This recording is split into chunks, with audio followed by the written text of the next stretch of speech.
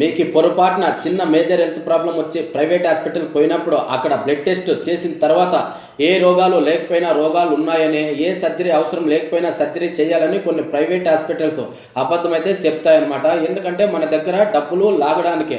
అదే మన దగ్గర హెల్త్ ఇన్సూరెన్స్ కనుక ఉంటే మీ దగ్గర ఏదైతే ఆ డాక్టర్ చెప్పినారో వాటిని రిపోర్ట్స్తో సహా మన హెల్త్ ఇన్సూరెన్స్ కంపెనీకి సబ్మిట్ చేయాల్సి వస్తుందన్నమాట.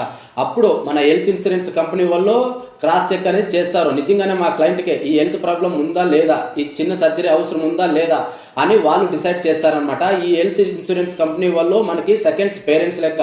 అంటే మన పిల్లలు ఆరోగ్యంగా ఉండాలని మన తల్లిదండ్రులు ఏ విధంగా అయితే కోరుకుంటారో అదే విధంగా ఈ హెల్త్ ఇన్సూరెన్స్ కంపెనీ వాళ్ళు మా క్లయింట్ ఆరోగ్యంగా ఉండాలని వాళ్ళు పూజలు చేస్తారనమాట.